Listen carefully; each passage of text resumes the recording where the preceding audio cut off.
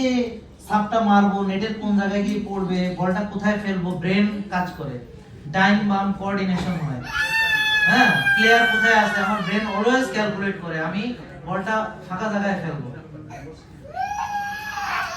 Badminton brain দিয়ে খেলতে হয়। ব্যাডমিন্টন লাফালাফি করে ভাবে যে খেলে, আসলে যে যারা কারা যে ফাঁকা জায়গায় বল ফেলতে পারে। ইন্টারন্যাশনাল খেলা যদি আপনারা দেখেন, দেখবেন যে সমান সমান সবাই সাপ দেয় উঠাইতেছে, সাপ দেয় উঠাইতেছে, আবার ও সাপতেছে উঠাইতেছে, কোনো ঝামেলা নাই।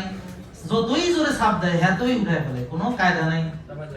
মাঠের ফাঁকা জায়গা, কিন্তু যে দেখে ওই ঠাস করে এক জায়গায় ফেলায়, ওখানে ফিল্ডারটা যাইতে পারে নাই, ঠুস করে মারাই দিয়েছে, পয়েন্ট হয়েছে। বুঝতে পারছেন?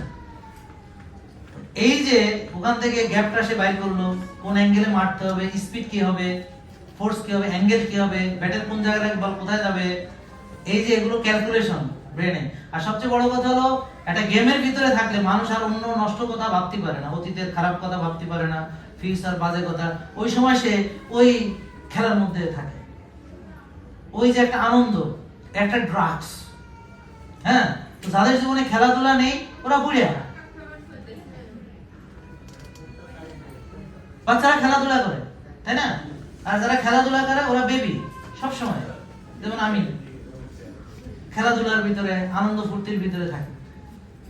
এখন আনন্দ আপনাকে কেউ রাখবে না, আন্ডারস্ট্যান্ড? বোনের অনেক মনে কষ্ট, যাই হোক।